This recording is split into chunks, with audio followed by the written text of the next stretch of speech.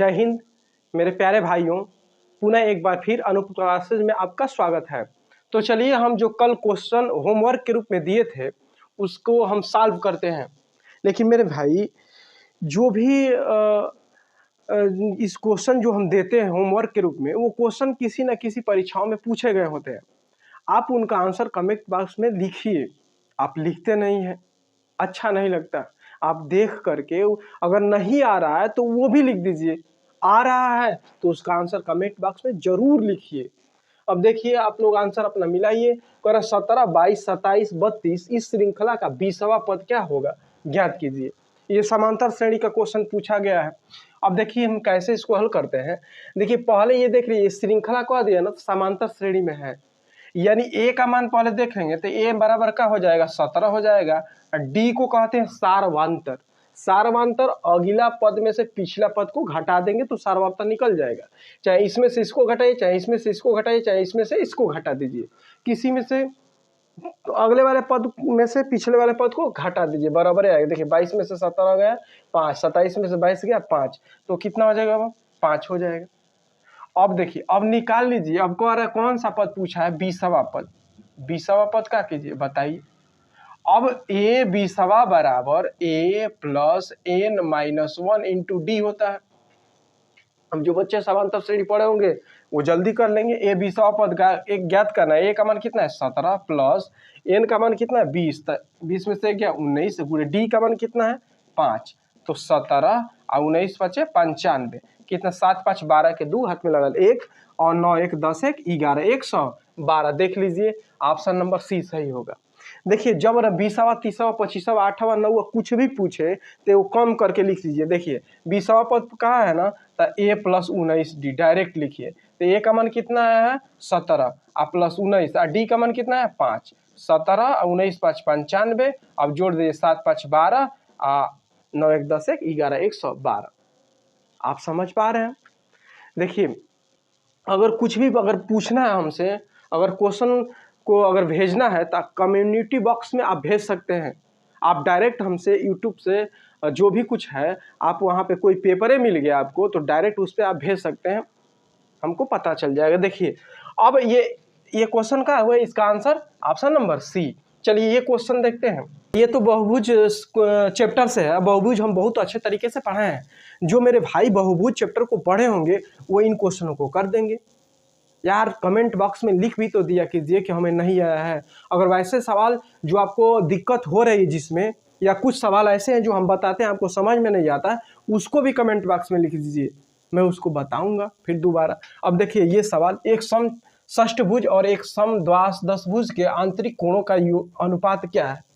तो बहुभुज के आंतरिक कोणों का योगफल का यही सूत्र है n-2 इंटू 180 अपान में n-2 इंटू 180 कर लीजिए। अब देखिए अब समषष्ठभुज यानी 6, n का मान कितना 6 और इसका n का मान 12, ये का मतलब कि 12 भुजा और इसका मतलब 6 भुजा। तो देखिए 6 में से 2 गया 6 में से 2 गया 4 और गुणे 180 और बाटा में 12 में से 2 गया 10 गुणे 180, एक ये पूरा ये कैंसिल हो गया, 2 दूनी के 4 और 2 5 10, ठीक ना, कितना 2 संबंध है 5। देख लीजिए कौन सा आंसर सही है। आंसर कौन सा ऑप्शन है, ऑप्शन नंबर सी। देख रहे हैं ना। चलिए तो एक और है होमवर्क के रूप में क्वेश्चन नंबर 3 जो बहुत महत्वपूर्ण वो भी क्वेश्चन है। देखिए क्वेश्चन नंबर 3 जो होमवर्क के रूप में दिए थे, देखिए इसको कैसे हम कर रहे हैं। देखो रहा है कि एक घन की प्रत्येक भुजा में 50% की वृद्धि कर देने पर इसके आयतन में कितना प्रतिशत की वृद्धि होगी। अब देखिए इसको पहले हम मानेंगे ये करके, उसके बाद 50% का वृद्धि करके वैसे हल करेंगे तो लेट हो जाएगा। इसीलिए आप ना ऐसे कीजिए, 50% को आप भिन्न में बदल दीजिए, तो 50 दूनी के 100 1/2 हो गया। अब देखिए ये घन है तो घन का आयतन होता है भुजा का क्यूब। अब यह 3 बार है ना बाबू, तो 3 बार है तो इसको 3 बार लिखेंगे। देखिए पहले 2 था, अब 1 की वृद्धि हो गई तो 3 हो गया, तो 3 बार इस 3 भुजा का क्यों है तो 3 बार लिखिएगा, तो 2 3 2 3। अब कर लीजिए 2 दूनी 4 दूनी के 8 और ये 3 27 हो जाएगा। अब देखिए पहले आयतन उस घन का 8 था, अब 27 हो गया है। अब कितना का वृद्धि हुआ है तो इसमें इसको घटा दीजिए, तो 19 का वृद्धि हुआ। आपान में किस कितना वृद्धि है 19, किससे वृद्धि हुआ 8 से, और गुणे 100।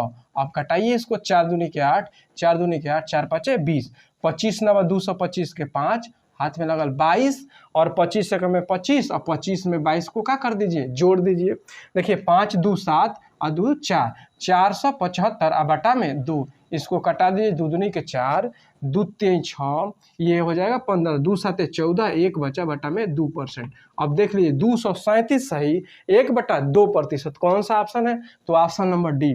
देखिए जो भी मेरे भाई है, अरे यार देखते हो तो कमेंट बॉक्स में इसका आंसर भी तो लिख दिया कीजिए। अगर नहीं जानते हो वो भी लिख दो कि ये क्वेश्चन हम नहीं समझ में आ रहा है, फिर से बताइए। हम फिर जब अगला वीडियो बनाएंगे तो उसमें इन क्वेश्चनों को रख देंगे, फिर आपको समझ में आ जाएगा। अब देखिए यही जो क्वेश्चन है आप उस तरीके से करेंगे तो बहुत ज़्यादा टाइम लग जाएगा। अब देखिए क्वेश्चन जो होमवर्क में दिए थे कल वो समाप्त कर दिए। 3 क्वेश्चन था, तीनों क्वेश्चन हल हो गया। आप उसको मिलाइए और आंसर अपना देखिएगा और सीखिए हम कैसे किए। फिर लास्ट में हम 3 क्वेश्चन देंगे, डेली देते हैं 3 क्वेश्चन। वो ऐसे क्वेश्चन है जो परीक्षाओं में पूछे ही गए होंगे। अब देखिए अभी स्टार्ट करते हैं ये पहला क्वेश्चन। अभी जो रेलवे एनटीपीसी के पेपर हो रहे हैं एकदम ऐसे ही क्वेश्चन आ रहा है। और ये बताइए, मान लीजिए कार्य और समय में के ये चैप्टर में का क्वेश्चन है, तो कार्य समय तो हर एक आप कोई ज़रूरी है कि रेलवे में ही पूछेगा, हर परीक्षाओं में पूछता है। एसएससी है, उसके बाद यूपी पुलिस है, यानी बहुत सारे जो परीक्षाएं होती है सभी में वो चैप्टर बदलेंगे नहीं, ऐसे क्वेश्चन पूछे जाते हैं। तो देखिए एक बार ए अकेला एक कार्य को 20 दिन में समाप्त करता है, बी उसी कार्य को अकेले 25 दिन में समाप्त करता है, और दोनों मिल करके 5 दिन तक कार्य करते हैं। 5 दिनों तक दोनों मिल करके कार्य करते हैं। तो बी काम छोड़कर चला जाता है, तो शेष काम को ए अकेले कितने दिन में पूरा करेगा। अब चलिए हम बता रहे हैं, देखिए ए और ये मान लीजिए बी, ये 2 लोग हैं, और ए एक काम को 20 दिन में कर रहा है और बी उसी काम को 25 दिन में कर रहा है। जो मेरे भाई अगर पहले से ये चैप्टर पढ़ लिए हैं वो तो अपने मन से कीजिए, इसको रोकिए और रोकने के बाद खुद अपने मन से लगाइए। जब नहीं आएगा तो इसको देखिए। देखिए 20 दिन और ये 25 दिन, इसका एलसीएम ले लीजिए, कितना हो जाएगा 100, 20 5 100, 25 चौके 100। देखिए ए की कार्य क्षमता 5 है और बी की कार्य क्षमता 4 यूनिट है। अब देखिए ये दोनों लोग ना काम करना स्टार्ट कर दिए साथ ही में। तो देखिए कह रहा है कि दोनों मिल करके, पहले ये देखिए दोनों मिल करके 5 दिन कार्य करते हैं, दोनों मिल करके। ये बताइए कि दोनों एक दिन में कितना यूनिट काम करते हैं, तो 5 4 9 काम करते हैं, 9 यूनिट काम करते हैं। और कितने दिन करते हैं, 5 दिन। तो एक दिन में 9 यूनिट, तो 5 दिन में कितना, 5 से गुणा कर दीजिए, 9 5 45, यानी 45 वो काम खत्म कर दिए हैं। ए और बी दोनों मिलकर के 45 काम खत्म कर दिए हैं। तो कितना शेष काम बचा, और शेष काम निकाल लीजिए इसमें से। शेष काम, ये पूरा काम 100 था, 100 में से 45 खत्म हो गया, तो कितना बचेगा, तो 100 माइनस 45, तो कितना हो जाए, 10 में से 5 गया 5, 9 में से 4 गया 5, यानी 55 काम का है बचा है। अभी शेष काम 55 अभी बचा है। कह रहा है कि शेष कार्य को अकेला ए कितने दिन में समाप्त कर पाएगा। अभी दोनों लोग साथ में 5 दिन किए, उसके बाद बी चला गया। तो बी चला गया है, तो जब शेष काम बचेगा वो तो अकेले ए न करेगा। तो 55 को काम कराना है और ए की कार्य क्षमता एक दिन में 5 यूनिट करता है। तो 55 को काम करे में कितना दिन का टाइम लेगा, तो 5 से भाग दे दीजिए, तो 5 कम 11 दिन। यानी देखिए, यानी ए अकेला नहीं, ए शेष काम को 11 दिन में समाप्त कर देगा। अगर यही क्वेश्चन पूछता कि पूरा काम होने में कितने दिन का समय लगा, तो देखिए ये अकेला 11 दिन किया है और इसके साथावा 5 दिन किया था, तो 11 5 16 दिन हो जाता। लेकिन कब, जब ये पूछता कि पूरा काम करने में कितना दिन का समय लगता, तो 16 दिन। लेकिन वो नहीं पूछा, कहा कि शेष कार्य को करने में ए अकेला कितने दिन का टाइम लेगा, तो 11 ही दिन का टाइम लेगा। देख लीजिए कौन सा ऑप्शन है, ऑप्शन नंबर ए। चलिए तो अगला क्वेश्चन देखते हैं। क्वेश्चन दूसरा जो रेलगाड़ी संबंधित ये क्वेश्चन पूछ दिया गया है। कह रहा है कि 2 रेलगाड़ियों की चाल क्रमशः चाल 6 संबंधित 7 के अनुपात में है। यदि दूसरी रेलगाड़ी 4 घंटे में 364 किलोमीटर चले तो पहली रेलगाड़ी की चाल क्या होगी। अब देखिए ये पहली ये रेलगाड़ी की चाल है, ये दूसरी, ठीक ना। तो दूसरी रेलगाड़ी कह रहा है कि 4 घंटे में 364 किलोमीटर चले। तो भाई चालों का अनुपात दे दिया, पहला और ये दूसरा। ये पहली ट्रेन है, इसका चाल है 6, आई दूसरी ट्रेन है, इसका चाल है 7। तो जब अनुपात है तो हम x मान लेंगे, अनुपातों को x मानते हैं। अब चलिए, तो यही चाल है, यानी दूसरी रेलगाड़ी की चाल दे दिया है। चाल बराबर क्या होगा, दूरी। तो दूरी बटा में का समय 4 घंटा, यही ना है, यही ना दे रहा है। दूसरी रेलगाड़ी 4 घंटे में 364 किलोमीटर चले, तो ये चाल इसका चाल बराबर कर देंगे। अब कटा दीजिए, 4 नावा 36, 4 एकम में 4, तो 7x बराबर 91। तो x बराबर 7 एकम में 7, 2 बचा 21, 7 तिरिके 21, यानी x का मान कितना हो गया, 13। जब x का मान 13 निकाल लिए तो अब देखिए पूछा है क्या, तो पहली रेलगाड़ी की चाल क्या होगी। पहली रेलगाड़ी चाल यही ना माने हैं, यही ना दिया है, इसमें गुणा कर दीजिए। तो 6 आगुड़े कितना, 13, 13 छके 78 किलोमीटर प्रति घंटा ये चाल है। इस रूप में है तो यही होगा 78 किलोमीटर प्रति घंटा। देखिए ऑप्शन नंबर सी। चलिए क्वेश्चन नंबर तीसरा देख रहे हैं, जो ये क्वेश्चन तो बहुत महत्वपूर्ण है। ये क्वेश्चन नंबर तीसरा देखिए, ये साधारण ब्याज से क्वेश्चन पूछा गया, कह रहा है 15,000 की धनराशि पर 2 वर्ष में उपार्जित वार्षिक रूप से संयोजित चक्रवृद्धि ब्याज तथा साधारण ब्याज तथा साधारण, देखिए यहाँ हम 2 बार लिख दिए, कोई दिक्कत ना है, एक बार मिटा दे रहे हैं ये वाला। चलिए, साधारण चक्रवृद्धि ब्याज तथा साधारण ब्याज का अंतर 96 है। इस पर ब्याज की वार्षिक दर कितनी है, ये ज्ञात करना है।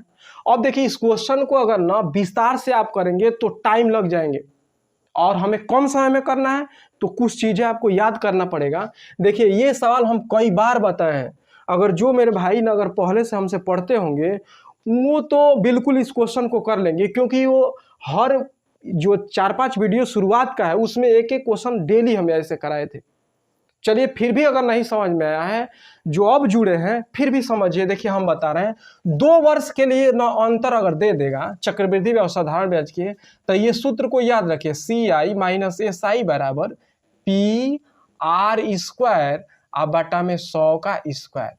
देखिए बिल्कुल सिंपल है, आप यहाँ से बहुत तेजी से हल कर सकते हैं। अगर विस्तार से करेंगे तो टाइम लगेगा, वैसे कभी मत करना।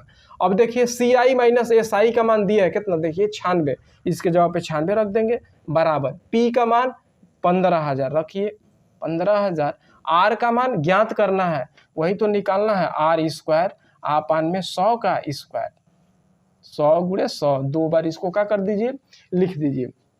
अब चलिए कटाइए, 1 2 1 2, 1 से ये कैंसिल, 5 3 15 और 5 दूनी के 10, और इसको कटा दिए, तितली के 9, 3 दूनी के 6, यानी R² बराबर कितना हो जाएगा, 32 और गुणे 2, इसका गुणा कर दीजिए। R² बराबर 2 दूनी के 4 और 3 दूनी के 6, 64। R² का मान 64 हो गया, तो R का मान निकालेंगे बहुत, तो अंदर रूट में 64 हो जाएगा, अर्थात R बराबर यह 64 किसका वर्गमूल है, तो 8 का है। यानी R का मान कितना प्रतिशत हो जाएगा, 8%। देख लीजिए, ये ऑप्शन नंबर ए। देखिए आप लोगों की एक चीज़ और आसान हो गई है कि आपको अगर कोई क्वेश्चन पूछना है, चाहे मान लीजिए कोई पेपर अगर भेजना है, तो कम्युनिटी जो बॉक्स है वो ऑन हो चुका है, आप उस पर सेंड कर दीजिए, हम उसको देख करके वो क्वेश्चन हम बता देंगे। अगर कोई क्वेश्चन में आपको दिक्कत हो रहा है तो आप कमेंट बॉक्स में लिख दीजिए, हम फिर उसको बताने का प्रयास करेंगे। चलिए अगला क्वेश्चन देखते हैं। आयु संबंधित प्रश्न है, कह रहा है कि लालू और बालू की आयु का अनुपात 1 संबंधित 2 है, 7 वर्ष बाद यह अनुपात 3 संबंधित 5 हो जाता है, तो बड़े व्यक्ति की आयु ज्ञात कीजिए। अब देखिए इसको पहले इधर लिख लीजिए, लालू और एक है बालू। अब इनके आयु का अनुपात 1 संबंधित 2 है, तो 1 संबंधित 2, इसको x कर लीजिए, अनुपात को इसको x कर लीजिए। अब आगे कह रहा है 7 वर्ष बाद, यह वर्तमान आयु है। अब कह रहा है कि 7 वर्ष बाद, तो इसमें भी 7 जोड़ेंगे और इसमें भी जोड़ेंगे 7, दोनों की आयु में 7-7 वर्ष जोड़ेंगे। अब कह रहे जोड़ने के बाद यह जो अनुपात है ना 3 संबंधित 5 हो जाता है, तो इसका अनुपात बना लीजिए, x + 7 अब बटा में 2x + 7, यही अनुपात कितना है, तो 3/5 है, 3 संबंधित 5। अब समीकरण करके हल कीजिए। 5 एकम में 5x, इसका इसमें गुणा कीजिए 5x प्लस 7 5 35 बराबर, इसका इसमें गुणा कीजिए 3 दूनी के 6x प्लस 7 के 21। अब x वाले पद को एक तरफ लिख कीजिए, इसको इधर लेकर आइए, तो 6 में से इधर लेकर आएंगे, लिख दे रहे हैं 5x माइनस 6x बराबर 21 माइनस 35। ठीक, अब घटा लीजिए तो माइनस x हो जाएगा, इसमें से इसको घटाएंगे, फिर इसमें से इसको घटाइए तो 5 में से 1 गया 4, 3 में से 2 गया 1, माइनस, इससे ये कैंसिल, x बराबर कितना 14, x का मान 14 आ गया। तो कह रहा बड़े व्यक्ति क्या है, बड़ा कौन है व्यक्ति, देख लीजिए इसका अनुपात कहाँ है, ये ना, तो यही ना बड़ा है, दू वाला बड़ा है, अर्थात बालू बड़ा है, यहाँ कर दे रहे हैं। अब एक संबंध दू था, एक संबंध दू, तो इसमें बड़ा कौन है ये, तो इसका इसमें गुणा कर दीजिए, यानी 14 गुणे 2 बराबर कितना हो जाएगा 14 दूनी 28, यानी जो बड़े व्यक्ति होगा उसकी आयु कितना वर्ष होगी 28 वर्ष।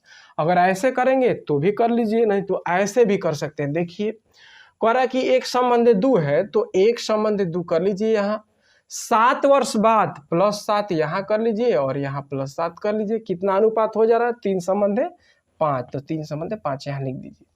ठीक, ऐसे भी हम बताते हैं। इसका गुणा इसमें कीजिए, 5 एकम में 5 और इसका गुणा इसमें 3 दूनी के 6।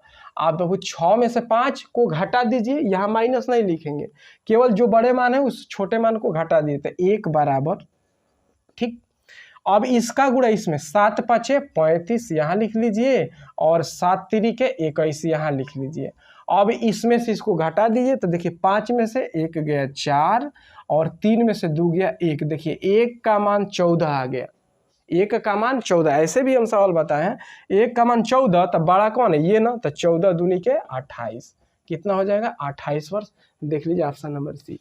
आप दोनों विधियों से करेंगे उतना ही टाइम लगेगा। चलिए अगला क्वेश्चन देखते हैं। क्वेश्चन नंबर 5वां जो मिश्रण से पूछा गया क्वेश्चन, ऐसे सवाल तो आ रहे हैं, हर शिफ्टों में ऐसे प्रश्न आ रहे हैं। अब देखिएगा, कह रहा है कि 120 लीटर दूध और पानी के मिश्रण में दूध का पानी से अनुपात 2 संबंध 1 है, और दूध और पानी का अनुपात 1 संबंध 2 होने के लिए मिश्रण में कितना पानी मिलाना होगा। देखिए हम इसके लिए 2 विधि बताएंगे, दोनों विधियों को समझिएगा। कह रहा कितना पानी मिलाना होगा, तो पहले तो हम विस्तार से बताएं। देखिए 120 लीटर है, इसका अनुपात कितना है 2 संबंध 2, तो दूध और 2 संबंध 1 है, तो दूध और पानी का अनुपात 2 संबंध 1 है।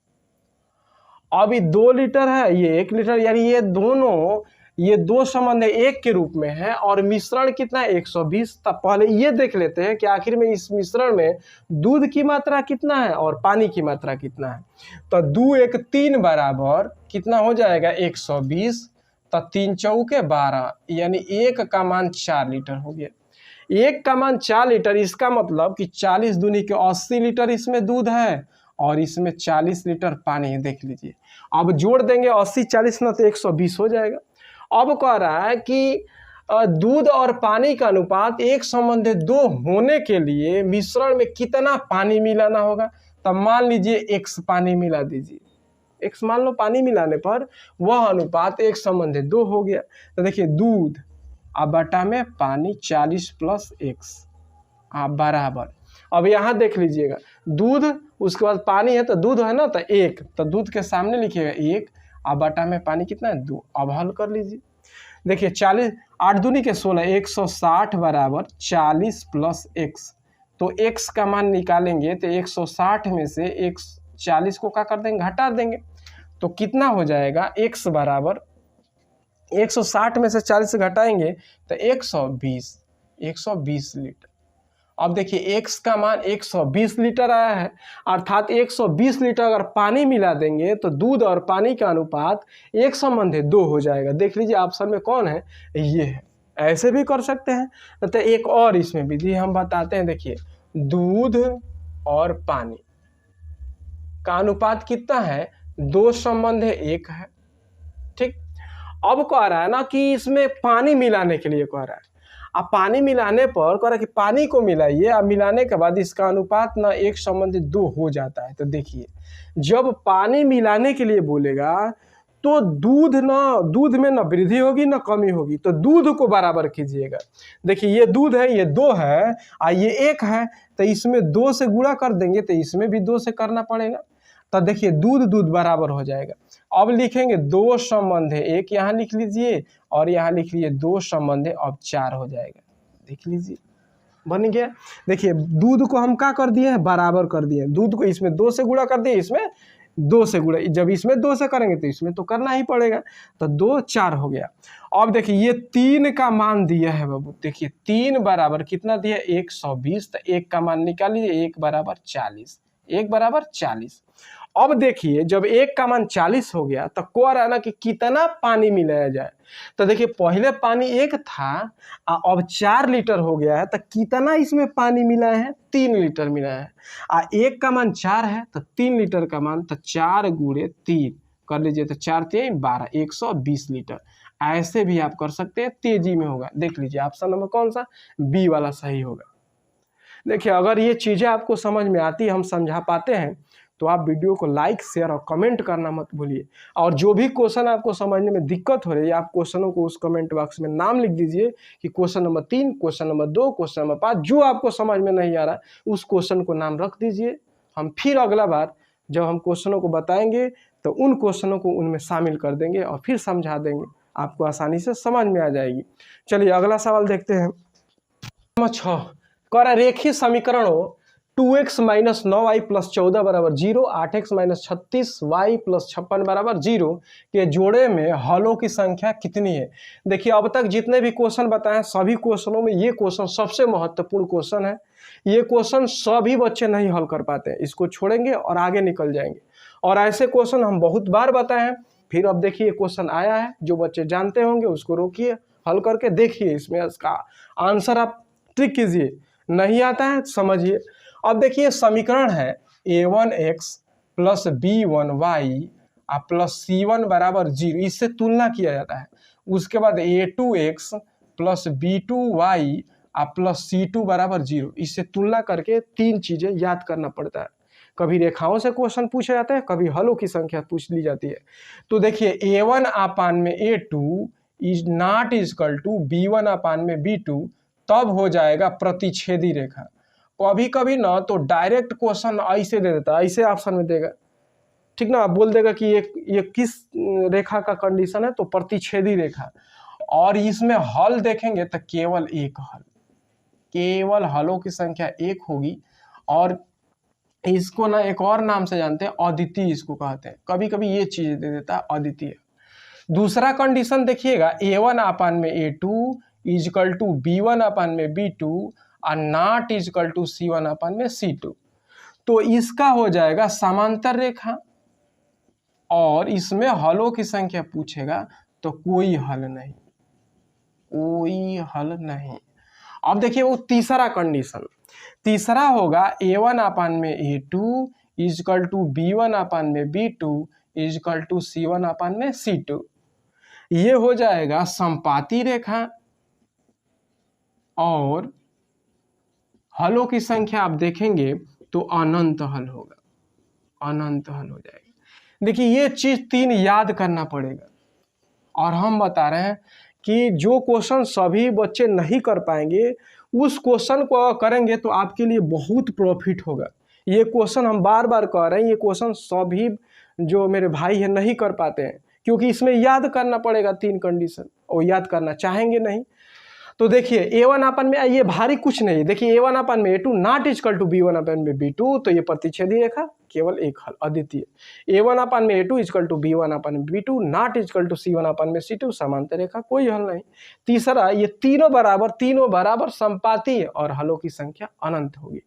अब चलिए ये देखिएगा, अब इसकी तुलना करेंगे। देखिए तो हाई एक से हाई a1 हो गया, तो हाई a1 का मान, a2 के मान, अरे हाई a1 का मान, हाई b1 का मान, देखिए हाई c1 का मान, ये वाला a2 का मान, b2 के मान, c2 के मान चिन्ह सहित रखेंगे। अब रख दीजिए, तो a1/a2 equal to b1/b2 equal to c1/c2। अब देख लेंगे कौन कंडीशन, कौन नियम पालन कर रहा है।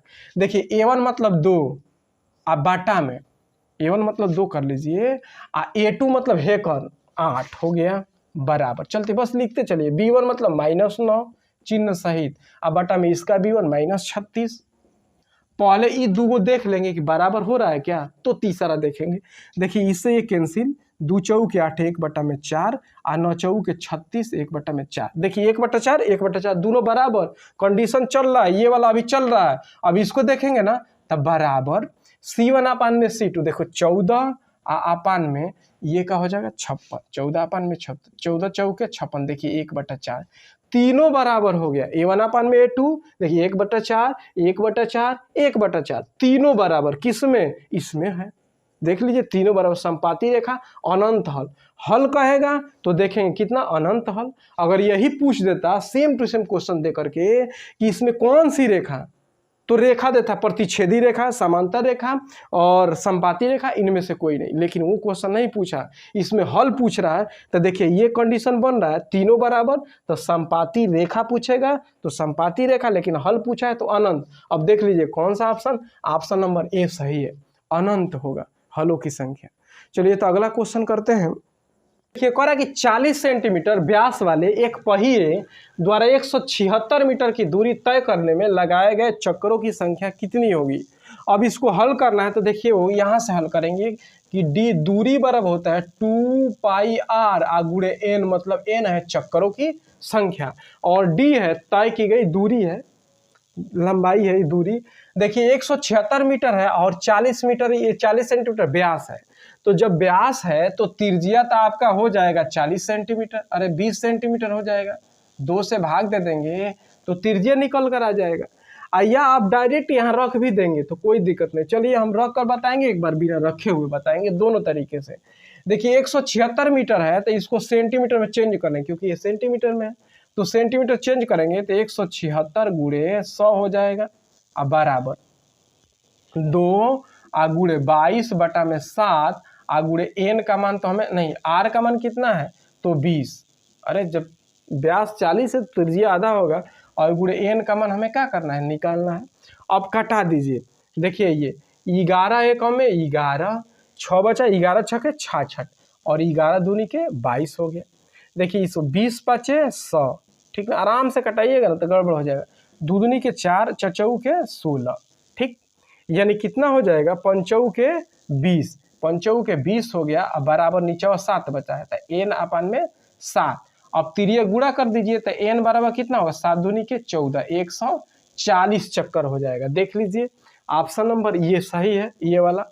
देखिए एक चीज, अगर मान लीजिए त्रिज्या नहीं निकालेंगे तो भी होगा। जैसे देखिए d बराबर 2πr गुणे n हम कह रहे हैं, तो देखिए जो व्यास होता है यानी d बराबर होता है 2r, बताइए ना, होगा ना 2r व्यास, तो d बराबर ये बताइए, अब भाई 2r यही ना व्यास है तो इसको लिख सकते हैं 2r गुणे पाई गुणे n, तो d बराबर 2r का मान दिया है 40। अरे व्यास बराबर क्या होता है, 2r होता है, व्यास बराबर क्या होता है 2r, तो ये 2r के जगह हम कितना रख देंगे, 40 डायरेक्ट रख दीजिए। अब 22 बटा में 7 गुणे n और इसका मान कितना 176। देख लीजिए आप इसको हल करेंगे तो भी ना इतना ही आंसर होगा 140, आप हल करके देख लीजिएगा। चलिए अगला क्वेश्चन देखते हैं। क्वेश्चन नंबर 8 देखिए, कह रहा है एक टावर 300√3 मीटर ऊंचा है, इसके पाद से 300 मीटर दूर एक बिंदु से इसके शीर्ष का उन्नयन कोण ज्ञात कीजिए। अब देखिए बाबू ये ऊंचाई दूरी का ये क्वेश्चन पूछा गया है, इनसे भी क्वेश्चन पूछ लिया जाता है। देखिए मान लीजिए एक टावर है ऐसे, ठीक, और यह टावर 300√3 मीटर लंबा है, टावर बना ली। अब कह रहा है कि इसके पाद मतलब ये होता है, ये पाद है, इसका ये शिखर है, तो इसके पाद से 300 मीटर दूर एक बिंदु इसके शीर्ष का उन्नयन कोण, एगो बिंदु मान लीजिए इस यह बिंदु इससे कितना मीटर दूर है, तो देख लीजिए कह रहा है कितना 300 मीटर, तो 300 कर लीजिए, 300 मीटर यह जो बिंदु है इस टावर के पाद से 300 मीटर दूर है।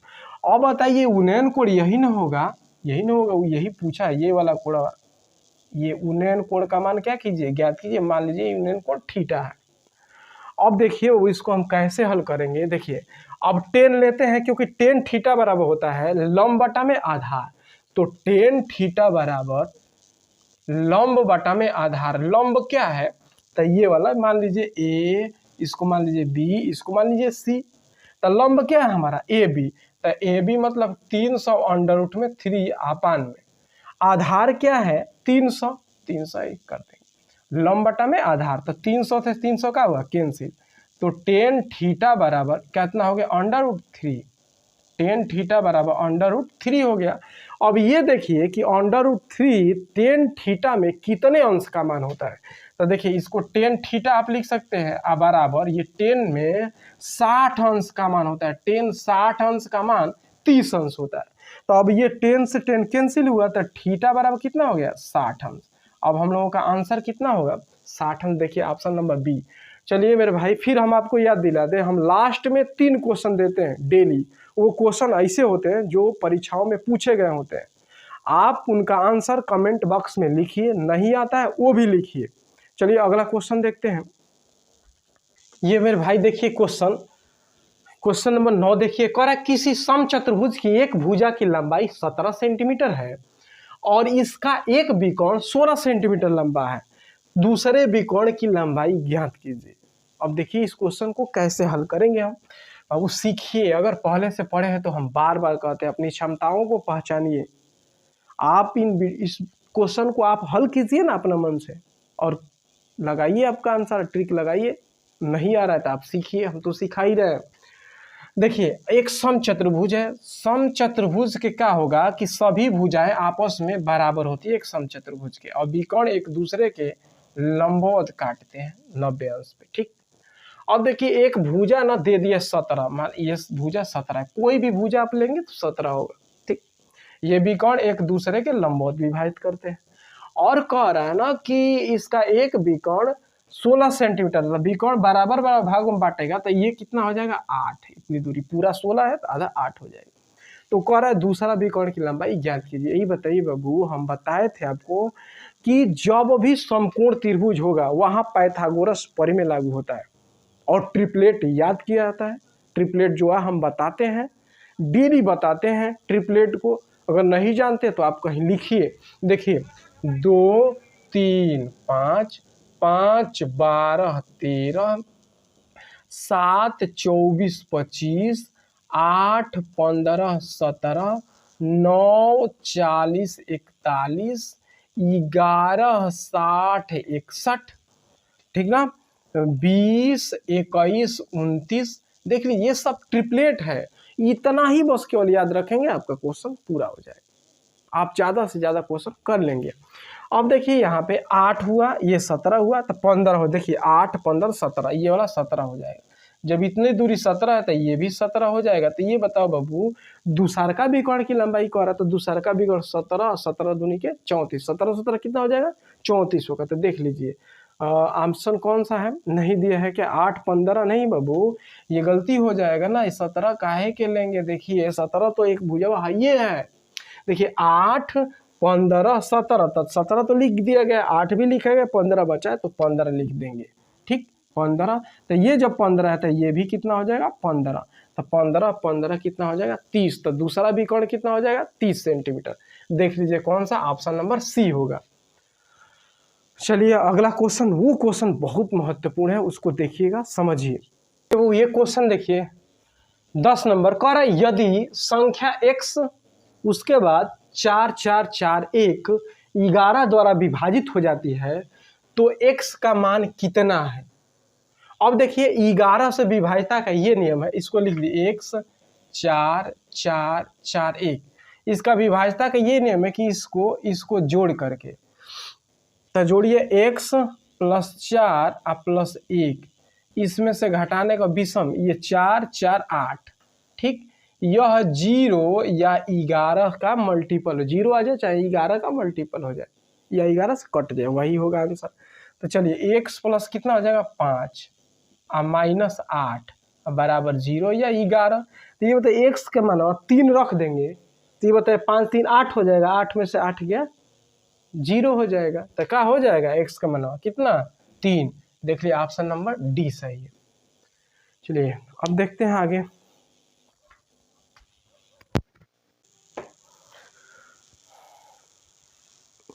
तो चलिए भाई, फिर हम आप लोगों को होमवर्क के रूप में 3 क्वेश्चन देंगे। देखिए, हम डेली 3 क्वेश्चन दिया करते हैं, आज भी हम 3 क्वेश्चन दे रहे हैं। वो क्वेश्चन ऐसे होते हैं जो किसी न किसी परीक्षाओं में पूछे गए ही होंगे। आप इनको हल करके कमेंट बॉक्स में जरूर लिखिए।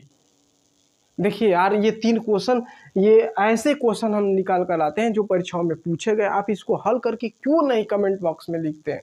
नहीं आ रहा है उसको भी तो लिख दिया कीजिए। आ रहा है तब तो ठीक है, नहीं आ रहा है तो लिखेंगे तो फिर हम बताएंगे, इसको समझाएंगे।